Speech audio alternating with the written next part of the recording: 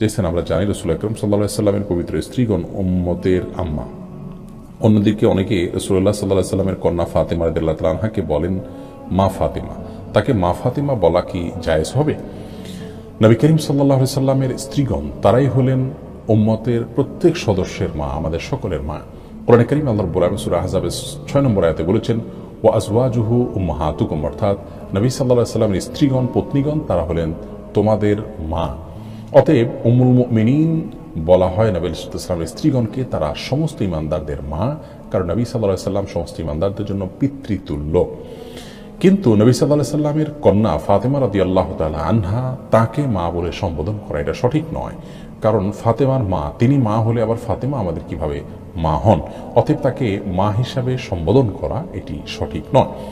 নবী আলাইহিস সালাম ফাতেমা রাদিয়াল্লাহু তাআলা অনেক ফজিলত বর্ণনা করেছেন, অনেক মর্যাদা বর্ণনা করেছেন। বুখারীর এক বর্ণনায় রয়েছে যে নবী আলাইহিস সালাম তাকে বলেছেন, তুমি জান্নাতের নারীদের সরদার হবে, তাদের নেত্রী হবে, এতে কি তুমি সন্তুষ্ট নও? এটি কি তোমার জন্য যথেষ্ট নয়? তখন তিনি হেসে দিয়েছিলেন।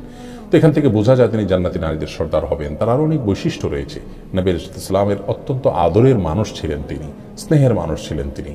হাসান হোসেন রাদিয়াল্লাহু তাআলা আনহুমার আম্মা ছিলেন, আলী রাদিয়াল্লাহু তাআলা আনহুর স্ত্রী ছিলেন। তার অনেক ফজিলত এবং মানাকিব বৈশিষ্ট্য আছে, কিন্তু তাই বলে তাকে মা ফাতেমা বলাটা ভুল, যেগুলো আমাদের সমাজে জারি গান ইত্যাদিতে বলা হয়, এবং আজকালও আমাদের সমাজে অনেকে ফাতেমা রাদিয়াল্লাহু তাআলাকে মা বলে সম্বোধন করেন।